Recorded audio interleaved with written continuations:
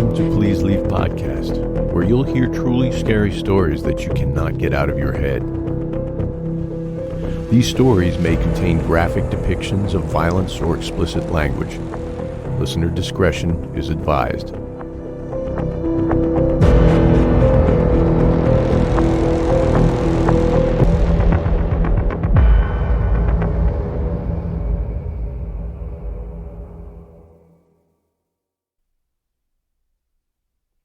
Are we absolutely out of our minds for doing this? I asked as I pulled the strap of my pack as tight as I could across my chest and shifted it around until the weight was properly balanced on my hips. Well, the next ferry off the island isn't until late tomorrow, so we might as well explore it in the meantime. Sam smiled at me knowingly and gestured towards the trail with his head. The vast wilderness awaits. And with that, he turned and took the first steps into the 5-day backpacking trip my boyfriend requested for his 40th birthday, and I begrudgingly agreed to join him on. Don't get me wrong, I absolutely love a good hike, especially in the stunning Pacific Northwest, but I'm more of a car camper, and Sam insists we go deep, deep into the woods for this trip. He argued that there aren't many opportunities in life to not have contact with another human being for several days, and that it's imperative that we take a break from the man-made world every once in a while for a full reset. He's not wrong, but I also like people and modern conveniences. As it turns out, though, I love this man enough to indulge him as he reconnects with his primal self, or whatever. At least this time. And Sam is an avid hiker and camper, and is meticulous about planning these excursions, so I know I'm in good hands, and that every second and every step have been accounted for.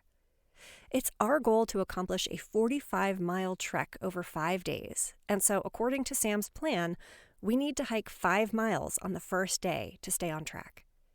That would get us to our first campsite well before dark, and give us enough time to set up our tents and make dinner before the light disappears behind the enormous trees that surround us.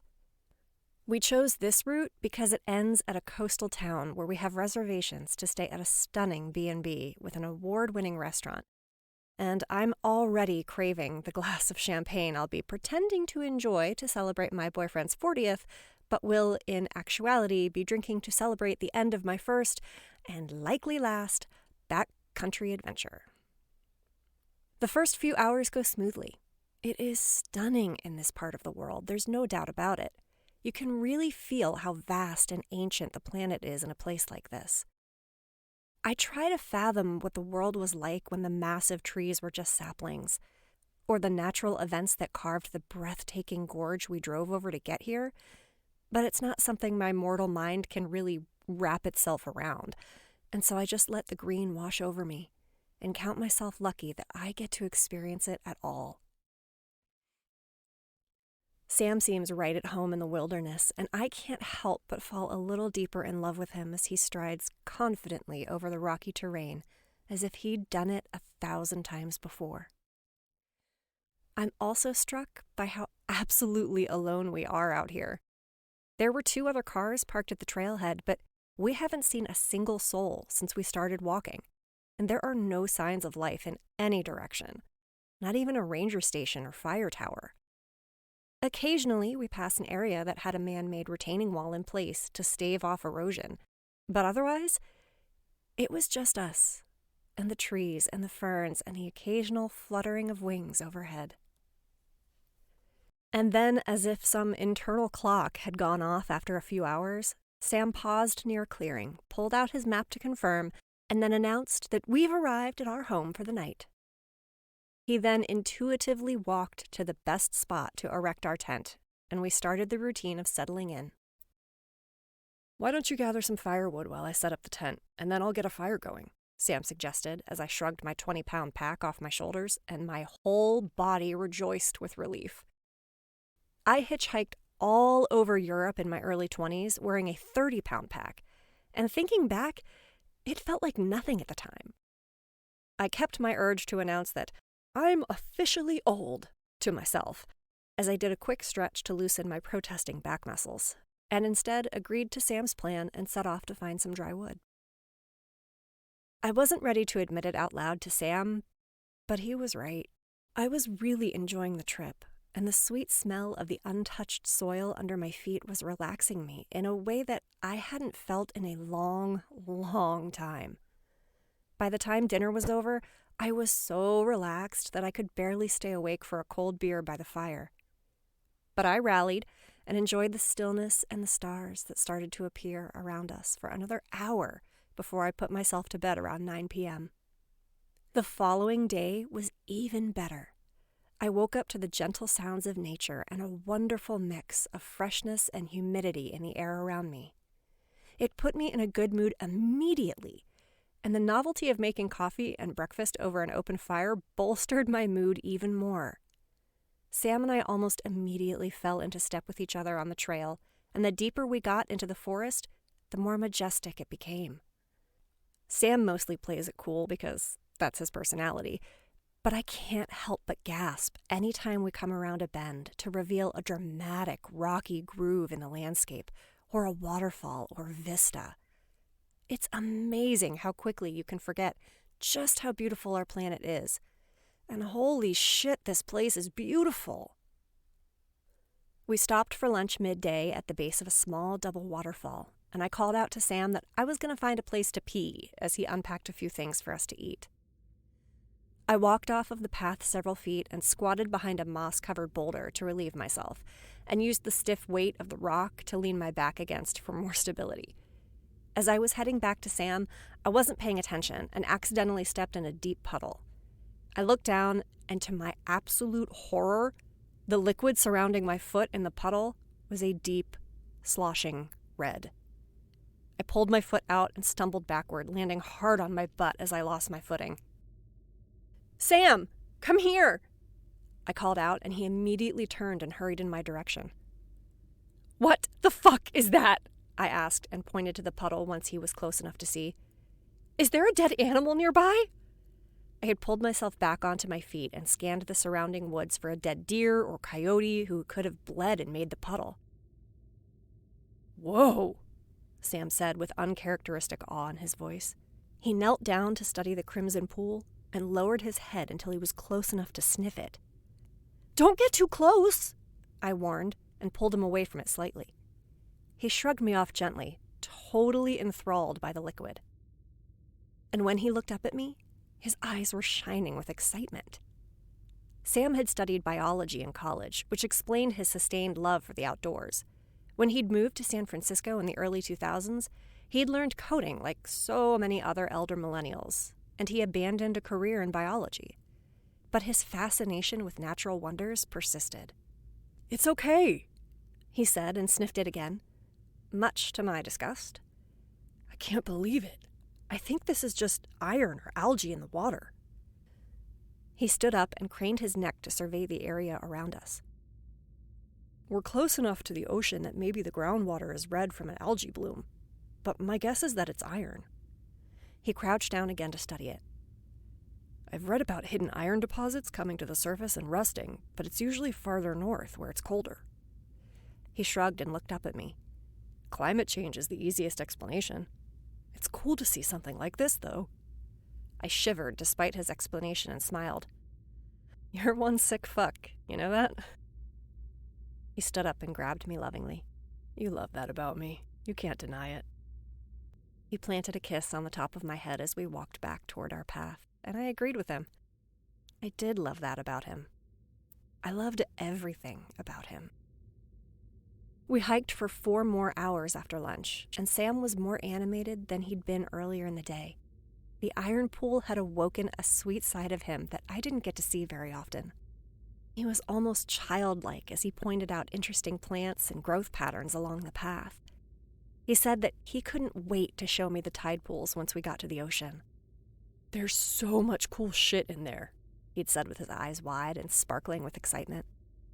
At that moment, I was deeply grateful that I'd agreed to take the hike with him. He was always a kind and really fun person, but life in the city tends to stifle things like unfiltered joy and wonder, and it was a really special thing to share with him for the first time in our 4-year relationship. Conversation eventually wandered to my career, and I had recently been promoted to the assistant director position for a nonprofit organization that provided resources for single mothers in underserved communities. I was a little anxious to take on the role when we returned from our trip, and Sam had an amazing mind when it came to strategy and programming. So he helped me brainstorm some things that I could implement to expand our reach and resources for the various programs. At one point in the conversation, I was talking about a new mother in the program who had a son who was about 3 years old and was such a delightful little kid. I was sharing a story about how bright he was and how he'd written a song for me that rhymed with my name, which is Allison, with the word growl to come up with Growlison, to come up with the lyric, I know a girl, her name is Allison. She has a dog, and he's so mean. His name is Growlison, which I thought was incredibly creative for his age. When I was done with the story, Sam didn't react, and I realized that he hadn't responded for several minutes. He had a sad, far-off look in his eye, and I immediately knew he was thinking about the baby. He would be 3 now, huh? I asked, and Sam nodded and swiped at his eye to keep a tear from falling. I took his hand to give it a squeeze and allowed myself to think back to the baby we'd lost 3 years before. We hadn't planned on getting pregnant, especially considering it was only a year into our relationship, and we hadn't even started talking about marriage. But we were really excited when we found out because we'd both always wanted to be parents, and so we decided to give it a go. I was working in finance at the time, so we were making plenty of money to support a baby and upgrade our apartment, even with climbing Bay Area rental prices. Everything was on track with the baby's development, and we were about to sign a lease on a 2-bedroom on Potrero Hill, when one day, out of the blue, I was at my office and felt an excruciating pain in my side. It was so painful I collapsed to my knees, and my coworkers had to call an ambulance. I was only 5 months along in my pregnancy, but I went into premature labor, and as soon as the baby was born, I knew something was wrong. There was no crying, and the look on Sam's and the doctor's faces told me that he was in trouble. The nurses rushed him out of the room, and it wasn't long before one of them returned to tell us that he hadn't made it. And suddenly, it was just Sam and I again, stunned and childless and heartbroken. We were both able to find good therapists. We're amazingly strong for each other, and in the end, it made us much, much closer. We would always mourn the lost little boy, but we would try again one day. And I switched my career to help other mothers in the meantime, as a way to try to heal the hole in my heart that my lost baby left. I knew Sam was probably going to propose in the next couple of months, and maybe even on that trip, so we would have another chance to be parents again soon. And the thought made my heart leap with an anxious love for our future family. We took another moment to honor the son we'd lost before setting out again, sad but grateful, and at peace in the gorgeous nature that spread out around us and offered us a space to heal even more. We stopped to set up camp before the light was lost behind the trees and steep cliffs. It had only taken 2 nights for us to fall into a silent routine of splitting up the duties so that we were warm and fed and comfortable by the time it was fully dark out. Once the stars were out, we snuggled contentedly into our sleeping bags, and I fell asleep full of gratitude and excited for what the next day would bring. Sometime in the middle of the night, I was awoken by a deep whomp sound that radiated through the ground underneath the tent and into my bones. It reminded me of the sound of something very large and heavy, like a bowling ball falling from a great distance into the compacted earth, and I sat upright and listened for the telltale crackling of a falling tree or some other clue for what had made the sound.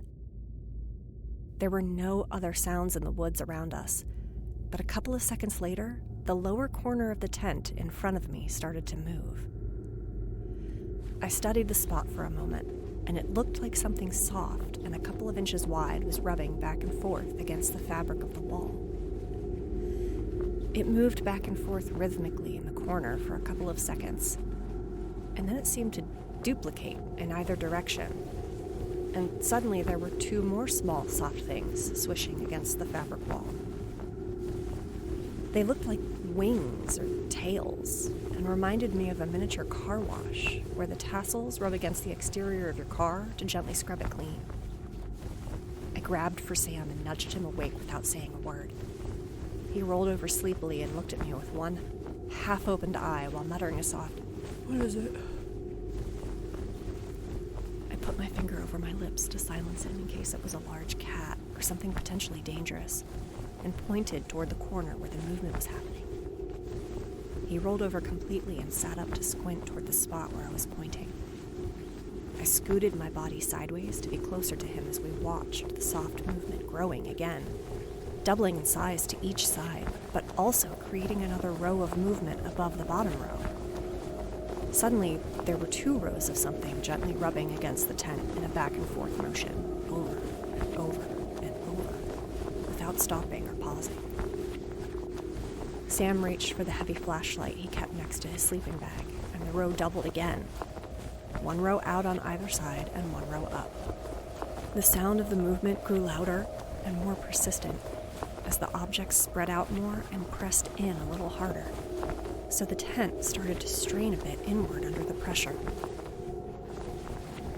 I looked at Sam, unsure of what to do, and he just put a finger up to his lips to signal that we stay silent and hope whatever it was outside of our tent would lose interest and move on.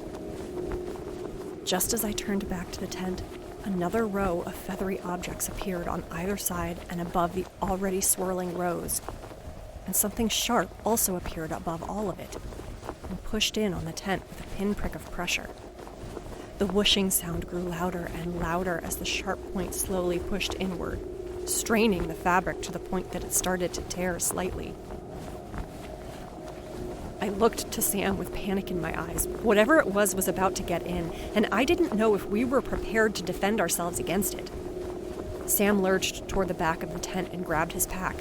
He started rooting around in a side pocket, and I assumed he was looking for bear spray or a flare to use to defend us, but as he searched, another massive whomp sound echoed in the distance, sending a dull shockwave through the ground and our bodies, and all at once, the rustling stopped, and whatever it was retreated. The sharp point disappeared too, and the tent returned to its normal form with a delicate ripple. Sam and I stared at each other, wide-eyed, for several seconds while we waited to see if there would be any more movement. But the forest was perfectly still. Once we felt confident we were somewhat safe, we crawled out of the tent to investigate what had just happened. The surrounding woods remained perfectly calm as we circled around our tent and looked for any signs of what had been trying to break in. And there was nothing. No feathers, no footprints, no broken branches or piles of leaves or anything that would explain what had just woken us in the night. We had chosen a spot that was in an area with the fewest trees, and Sam always inspected the trees nearby to make sure there were no signs that they were rotting or dying, so we felt relatively sure that we were safe from falling branches. But we did a sweep of the canopy with our flashlights just in case. The whomping sound had come from far away, but it's extremely unsettling to hear something large fall in the woods, and I suddenly felt very small and very vulnerable in the middle of nowhere. How long would it take for us to find help if something happened to us? What if Sam got seriously injured and I had to hike out alone? What if we both got hurt and died in the middle of nowhere? Would anyone ever find us? The reality of our situation came slamming down on me, and panic started to wrap thick bands around my chest. I sat down on a log and forced myself to take several slow, deep breaths to calm down. The last thing I needed was a medical emergency of my own making, and Sam came over to comfort me, sensing my panic and fear. "It's okay," he reassured me. "I think it was just a crane or an osprey. It must have run into something, or maybe it was sick and disoriented and it got scared off by whatever fell." He wrapped an arm around me, and I immediately felt better. It's just extra scary in the middle of the night, but I promise everything will feel normal again in the morning." He gave me a squeeze and I nodded. "Shit's wild and weird out here," he said and laughed to lift my mood, which worked. "Yeah, you're right," I agreed. Once my adrenaline and panic subsided and I could think more clearly, I knew he was probably right. We were in the middle of one of the most dense natural landscapes in the U.S., and it was strange that we hadn't encountered something like that sooner. Sam had told me earlier that there were something like 1,000 different species of creatures around us in the forest at any given time, and so the odds that a wounded bird would stumble upon our camp and attack our tent were pretty good. "You gonna be okay?" he asked after a beat. "Yeah, for sure," I nodded, shot him a smile, and pulled myself up to standing. "I'm not built for this nature shit," I joked, and we both laughed and went back to our tent. It took me a while to fall back to sleep, but somehow I managed to get a couple more hours of rest before the sun came up and coaxed me out of my slumber. And Sam was right. With the sun out and the birds quietly chirping and the smell of freshly brewed coffee wafting in on the morning breeze, I did feel better and more normal again. The strange events of the night before felt like a dream or distant memory, and so I stretched and pulled on my fleece jacket and exited the tent so that we could start the third full day of our trip. Sweet Sam stayed close that morning, and we chatted as we hiked to keep the mood light. The weather was slightly warmer that day, and I'd fully acclimated to carrying my pack and walking for miles, and so I'd fallen into an easy rhythm and was feeling light-hearted and one with our surroundings. My eyes had also adjusted, and I was noticing small details that I hadn't been able to perceive when we'd started, like small crystals embedded in the cliffs or tiny white flowers peeking out from the moss. After we'd been hiking for around 2 hours, I glanced off of the trail and spotted a patch of deep purple several feet from us, which I pointed out to Sam, and he went to investigate. He bent over the patch for a moment, motioned for me to join him, and I watched him pluck something from it and pop it into his mouth as I cut through the ferns and short bushes between us. "Wild blackberries!" he exclaimed and handed me a fistful. "They're absolutely delicious!" I popped a large, juicy berry into my mouth and savored the exquisite sweetness that burst from the fruit and onto my tongue. "Oh, wow!" I said through my mouthful of berries. "That might be the best berry I've ever tasted." "Right?" Sam said and brushed his hand past another cluster, which fell easily from the bush and into his other hand.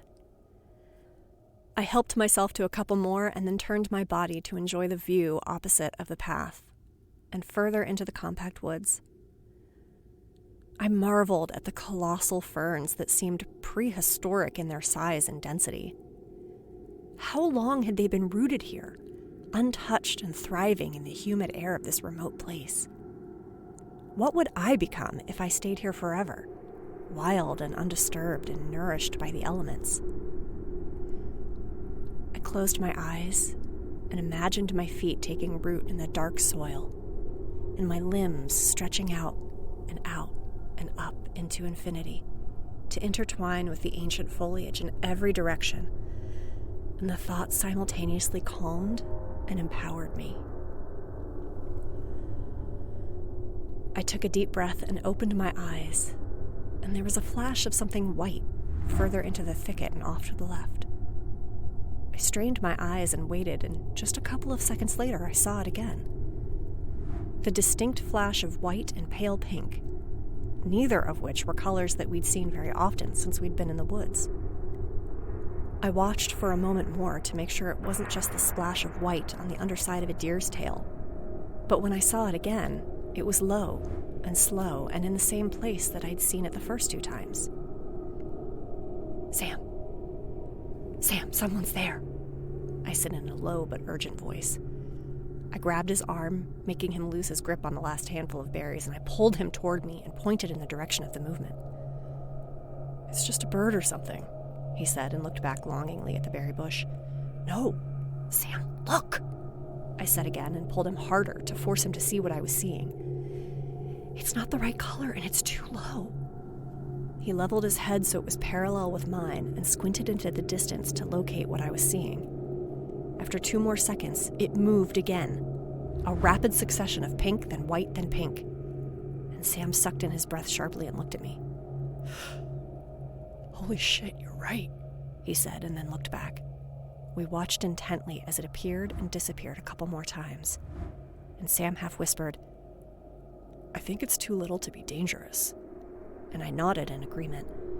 Whatever it was, it looked small and soft and stuck. I think it's trapped," I said, and wondered if it could be a large rabbit or possum in a snare. It felt like we were too far out for people to be setting up traps, but I didn't know the first thing about the people who inhabited the island, so it could be possible. "Yeah," Sam nodded and started to move forward slowly. "I think you're right." We proceeded with caution, keeping an eye on whatever it was every step of the way. But it seemed gentle and non-threatening, and so we kept moving forward until we were just on the other side of the thick stand of trees and bushes that were obstructing our view. I inched to the side of the tangle and slowly peeked around, and was absolutely appalled by what I saw. "Sam!" I almost screamed. "It's a baby!" I hurried around the brambles so I could get a better look, and found myself standing at the edge of a small clearing with a medium-sized tree right in the middle. There was a rope wound around the tree several times, and at the end of the knot, the rope extended out a foot and was then wound around and tied to the small, pudgy arm of a very small boy. The boy turned toward us when he heard me call out, and as he turned, my breath was knocked from my body and I collapsed to my knees. After Sam and I had lost our baby, I'd spent an unhealthy amount of time studying baby pictures of Sam and I, and dreaming of the baby that would never be, and superimposing our features onto each other's in my mind. I'd studied every inch of every photo of baby Sam until he finally convinced me that my interest had reached obsession and that I needed to put the pictures away and start to try to move on. I had complied, but I had Sam's little face with its dark curls and thick lashes and deep blue eyes and cleft chin imprinted on my mind and in my memory. And as the little boy that was tied to a tree in the middle of absolutely nowhere turned and looked into my eyes, he was the spitting image of Sam as a baby. Every inch of the little boy resembled Sam when he was a toddler, down to the deep divot in his chin that Sam still had as an adult, and was one of my favorite features of his handsome face. I let out a sob and planted my hands in the dirt and leaves to steady myself, and the little boy raised one hand toward me and said with the softest and sweetest voice I'd ever heard, "Help, Mimi." My head started spinning out of control, and I took several deep breaths to try to clear it and regain composure as Sam rushed past me to help the boy. The dizzy spell passed, and I looked to the boy for a moment to try to shake the impossible thought that he was identical to my boyfriend as a baby. But he just cocked one eyebrow at me in the exact same way that Sam always did, and I had to push the insanity of the coincidence from my mind so that I could help Sam save this little boy. I got to my feet and ran toward them as Sam shouted, "Help me, Allison!" and tugged unsuccessfully at the rope cutting into his tiny wrist. "Get the knife in the outside top pocket," Sam demanded gently, and put a hand to the boy's cheek to comfort him. "It's okay, buddy, we'll get you out of here," he promised, and I handed him the small Swiss Army knife I'd retrieved from his pack. "Hold on to him," Sam said, and I wrapped my arms around the boy from behind and pulled him close so that I could steady his arm and body as Sam slowly cut the rope loose. "Who would do this?" he said with a desperation and loathing in his voice that I had never heard before, and I felt the exact same way. What kind of absolute monster would tie a toddler to a tree in early spring in the Pacific Northwest? If he didn't get killed by a bear or a cougar, the unpredictable weather could seriously hurt or kill him in just a matter of hours. I said a silent prayer that we'd found him before nightfall because the temperature dropped to close to freezing after dark, and he wouldn't have survived in his thin cotton shirt and pants and bare feet. It took a painfully long time for Sam to free the boy with the semi-dull blade of the small knife, but after several minutes of painstaking sawing, the rope gave way and the boy's ravaged wrist was exposed, raw and red from the rope that had been tied far too tight. I studied his hands and fingers, which still had a healthy color to them, thank God, and he started making little grabbing motions with both hands, so it seemed he still had full mobility. "You're gonna be okay, sweetie," I said and dropped my pack to find a sweatshirt to wrap him in to stay warm. Sam kneeled down until he was eye level with the kid and asked him gently, "What's your name, buddy?" The boy just blinked at Sam and opened and closed his small fingers into half fists, which looked like either a nervous gesture or an attempt to return the blood flow to his tiny digits. "Where is your mom and dad?" Sam asked again and placed a hand softly on the boy's shoulder. The boy turned to me and extended a chubby hand. "Mimi," he stated, and I stopped in my tracks to contemplate what he was trying to say. "Who's Mimi, buddy?" Sam asked, and the boy took one step toward me and repeated the word. "Mimi," he stated in his tiny voice, and continued to point at me while staring at Sam. "I must remind him of someone," I said to Sam and crouched next to the boy. "I'm going to put this on you to keep you warm, okay?" I asked him and held out the sweatshirt for him to see. He turned toward me slowly and simply said, "Mimi," and his eyes sparkled a bit. A shiver ran through my body as the enormity of the situation started to register, and I pulled the shirt over the boy's head and rolled up the sleeves so he would have access to his arms. I put out my arms, and when he didn't protest, I scooped him up and held him to my chest. He was surprisingly warm, and I could feel his little heart beating in double time next to my larger adult heart. And I was overwhelmed with an intense and overpowering need to protect the child at all costs. "What the fuck do we do?" I asked Sam, trying to keep my voice level so I wouldn't upset the boy. Sam was already pulling his trail map out of the side flap he kept it in for easy access, and he studied it for several minutes, glancing up every once in a while to confirm something he was reading on the guide. "Okay," he said, and looked at me once he was satisfied with the plan he'd come up with. "I think I found a town that's not that far." He stood next to me so we could study the map together and pointed to a spot on the trail that was colored red and spanned the length of the page. "We're right around here," he said, and then moved his finger to a smaller green-colored road that intersected our deep red line from north to south. "I think this is a Forest Service road that we'll have access to in a few miles." His finger moved up the line and stopped near the top of the page. "And I'm pretty sure this is a tiny village that has limited services for the rangers and the handful of residents that live on this side of the island. I'm sure we can find a phone or a car or something that can help us there." The boy's head swiveled to look at me, and he and Sam waited for me to digest the information and respond.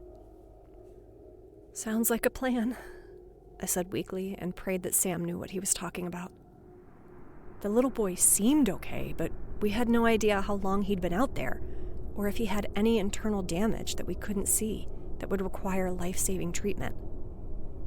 I had a brief thought that the evil person who had tied him up out there might come looking for him, and in turn find us, but brushed it off because we had no choice but to help the tiny abandoned child. "Give me your pack," he said, and then pulled off his own. He emptied most of the contents of his bag and then took a few of the less necessary items out of mine. He replaced the items in my pack with the food and other necessities he'd been carrying, and then fashioned a sort of child carrier out of his empty backpack. As I watched him work, I couldn't help but feel a wave of love and admiration for his ingenious and thoughtful mind. And once he was satisfied with his work, he positioned the pack on his back and instructed me to put the boy in the carrier so that his little arms and legs would wrap around Sam's waist and sides. The boy didn't protest at all as I slid him in between the bag and Sam's back, and simply looked over at me and blinked his overly long lashes, which resurrected the uncanny resemblance between him and baby Sam. But I pushed it out of my mind again so I could focus on the terrifying journey ahead of us. Sam led us back to the trail, and the boy bounced gently in front of me as they stepped over large rocks and branches on the way. He didn't make a peep as we started our hike toward the service road, and Sam and I walked in identical silence as we processed what was happening to us. We didn't dare talk about the potential danger that lurked in the forest, but Sam had handed me the can of bear spray before we'd left the clearing, and I kept my head on a swivel and my ears open to any sign of danger nearby. I was able to relax slightly after we'd hiked for 2 hours without incident, and the boy seemed perfectly content in his makeshift carrier, which was also comforting. I don't think my nerves could have handled a hysterical and traumatized toddler, and I shuddered to think how much harder the journey would have been if he'd been fighting us every step of the way. But he didn't. Not even a little bit. It was as if he'd known us his entire short life, and he couldn't have been more relaxed as we put one foot in front of the other in search of the service road that would hopefully lead us to someone who could help. I almost yelped with glee when the telltale brown Forest Service sign appeared on the horizon that designated the intersection of the road. The road was made of compacted dirt and was built to allow rangers and government vehicles to access areas more quickly in case of fire or other emergencies, and I was extremely relieved to see that it didn't look very steep or treacherous. Sam took a quick moment to check his map one more time before giving me a nod and taking a right to head up the road that would lead us over a ridge and eventually, hopefully, to a small town with a functioning phone. It took just over 2 hours to ascend and descend the ridge, and the boy was an absolute angel the entire time. He accepted some occasional sips of water from my water bottle and politely nibbled on a section of trail mix bar as we hiked, but was otherwise completely silent and exceptionally well behaved.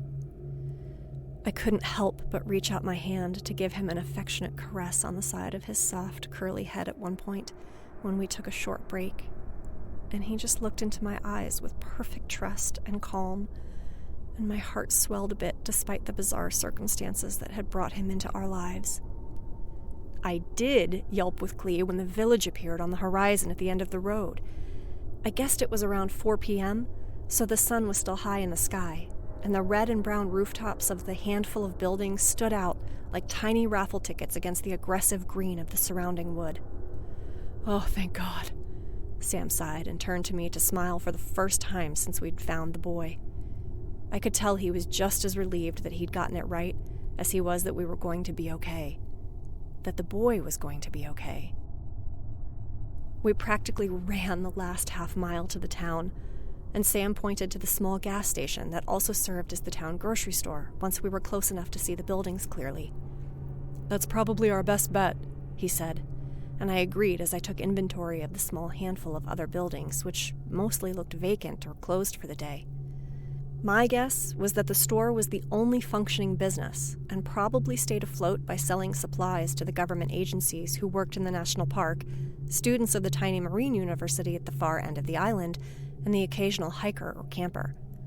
To my unbelievable relief, the door swung open when we pushed it, and there was a tring of a loud bell overhead to signify that a rare customer had arrived. It took a few minutes, but eventually a man who looked like he was in his late 70s emerged from the back, looking annoyed that someone had pulled him away from whatever he'd been doing in the back. He took one look at our frantic faces, raised an eyebrow, and asked, "Can I help you?" "Yes," Sam said breathlessly, and I reached to pull the boy from Sam's back. "We need help. We found this boy tied to a tree in the woods. Do you have a phone we can use?" I pulled the boy out of his temporary carrier and snuggled him to my hip. His little arms instinctively wrapped around my neck, and he studied the man with a serene look on his face. As I turned to face the man who had noticed the boy, I saw a look of absolute horror sweep over his face, distorting his features and draining the blood from his skin. Before Sam had even finished what he was saying, the man was diving under the counter in front of him with amazing agility for a man his age, and in one swift motion, he'd retrieved a large shotgun and was aiming it directly at the boy. "Oh my God!" I screamed and instinctively ducked behind a rack, cradling the boy protectively as I tried desperately to find cover. "You don't know what you've done! You weren't supposed to bring him out of there!" the man shouted, and the ear-splitting thunder of the rifle firing filled the small store. The rack of groceries I was hiding behind exploded beside me, and I heard the sound of the air going out of someone's lungs with a thump. A second later, the shotgun went off again. I knew I had to make a run for it, so I peeked around what was left of the tall shelf, and it looked like I was suddenly alone in the store. The smell of burnt gunpowder hung in the air, but the room was otherwise empty and silent. I pulled the boy's head toward the crook of my neck to protect him the best I could, and quickly and quietly crept to the counter and peered behind. In the spot where the man had been standing, there was now a pile of bodies, and I could clearly see Sam's on top with a massive bleeding hole blown through the midsection of his bright blue jacket. "Oh, Sam!" I sobbed. And suddenly the body below him stirred as the old man tried to free himself out from under my dead boyfriend's body. "You don't know what you've done!" he shouted as he tried unsuccessfully to shift Sam's dead weight. "Give me that boy, it might not be too late!" The boy had lifted his head and turned his blue eyes toward me and said the only 2 words he'd said since we'd met him. "Mimi, help." The man had managed to move Sam's body most of the way off of him and was struggling to get any kind of solid grip on the floor as his hands and feet were slipping in Sam's thick blood. I frantically scanned the room, and my eyes landed on a large set of keys hanging on a hook on the wall just beyond where the old man was struggling. Without thinking, I launched myself over him, grabbed the keys, and then pulled myself free when he grabbed the edge of my jacket at the last second. I carried the boy past the destroyed section of the store, through the front door, and straight to the only truck parked in front. I thanked my lucky stars that people don't lock their cars in remote areas, and so I was able to quickly slide the boy into the passenger side and buckle him in before throwing myself into the driver's seat and hunting through the key ring for the key with the corresponding make of the truck. Just as I found the key and the truck roared to life, the man burst through the door of the store, covered in Sam's blood from head to toe, and he leveled a shotgun to aim it at the boy. I threw the truck into reverse and slammed on the gas as the shotgun rang out for the 3rd time, and the passenger side view mirror erupted into a million pieces. I heard the gun go off one more time as I raced out of the town, but we were too far away for it to make contact. I pressed the pedal as far down as it would go, and we flew past the buildings in the town and a handful of rundown houses. As we passed the last house, a woman emerged from the front door and looked to the sky as her hands clutched at her chest. I instinctively looked in the rearview mirror, and just as we passed the woman, a mammoth flock of birds descended on her and started ripping into her flesh. In just a couple of seconds, she was completely engulfed in a flurry of black feathers and frantic bodies, followed by her house, and then the entire town. The cloud was so thick I couldn't see the roofs of the buildings as the town disappeared behind us. I watched for as long as I safely could, and when I turned my eyes back to the road, I gasped as a thick, syrupy red liquid flowed up from the sides and started to cover the path in front of us. I glanced at the boy, who just stared out of the window intently, and a small line of blood was flowing from his nose. Luckily, at that moment, I could see another small cluster of houses up ahead and looked at the boy again briefly and said, "It's gonna be okay, sweetie. I'm gonna pull over and check you out. It looks like you're hurt." "Mimi, help," the boy repeated, and stared straight ahead at the bubbling red liquid that was now flowing into the yards of the homes ahead of us. When we were a couple of 100 yards from the first home, a woman emerged from the front door, and I could see the glint of a shotgun in her hands even from that distance. "What is happening?" I shouted in fear and frustration. "Mimi, help," the boy repeated again, and smiled for the first time since we'd found him earlier that day. "I'm trying, sweetie. I'm trying to help you, but I don't know what's happening." I wasn't sure whether to slow down or to blaze by the woman who was starting to aim the gun toward us, and the boy said again, louder, "Mimi, help." "I'm trying," I said, shouting now, the panic fully evident in my voice. My hands gripped the steering wheel as hard as they could as the tires fought the slippery substance that threatened to overtake the vehicle. I pressed down on the gas again as hard as I could, and just as we passed the woman, an elk emerged at full speed from the side of her house and rammed into her body, violently knocking her off of her feet and sending her into the air. I pulled my attention back to the road before I could watch her hit the ground, but I was positive she wouldn't be able to get back up in time to hurt us, if at all. "Mimi, help," the boy said again, his voice rising in volume and intensity. "I know," I said with frustration. "I'm trying." The blood was soaking into the boy's thin shirt, and I studied him for a moment more and tried to decide if I should pull over to stop the bleeding, but the decision was made for me. Before I could find a safe place to stop, the truck was rocked as something large and heavy slammed down on the hood and forced me to press on the brakes. I looked back at the hood, expecting to see a deer or elk dying ahead of us, but it was a human man, broken and splayed out in every direction, having fallen straight down onto the hood from above. Despite the fact that every bone in his body looked like it had shattered, the instant after he hit, he somehow mustered the strength to throw his body toward the boy and slam down on the windshield in front of where the boy was sitting. The boy watched the man without a shred of emotion until the life drained from the man's eyes, and he then tilted his small head toward the sky. I turned slowly to see what had caught his attention, and there was an enormous flock of birds clouding the horizon several miles in the distance. The flock was so thick, they were casting a dark shadow over the valley below them and snuffing out the bright sun that still hung in the afternoon sky.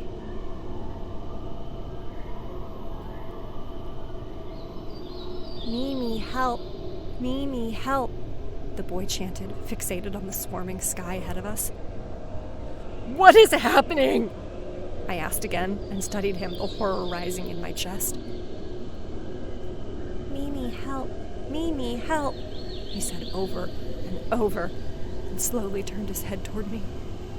His blue eyes had darkened to an almost black, and where his pupils had been, there was a cavernous swirling that mirrored the movement of the birds in the sky just ahead of us. The truck started to slide slightly as the red liquid continued to rise, and the man's body started to shift in my periphery as the truck rocked slightly over a gentle wave. The boy smiled again as our eyes locked. He drew in a deep breath and continued to chant with his voice rising in a deafening crescendo. "Mimi, help! Mimi, help! Mimi, help! Mimi, help! Mimi, help! Mimi, help! Mimi, help! Mimi, help! Mimi, help! Mimi, help! Mimi, help! Mimi, help! Mimi, help! Mimi, help! Mimi, help! Mimi, help!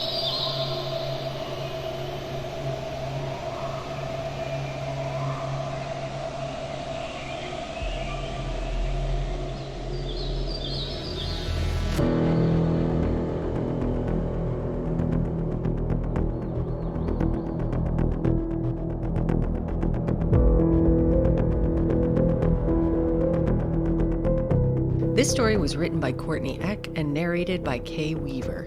For more scary stories that you cannot get out of your head, please join our Patreon at patreon.com/PleaseLeavePod. Please follow Please Leave on Facebook and Instagram at PleaseLeavePod.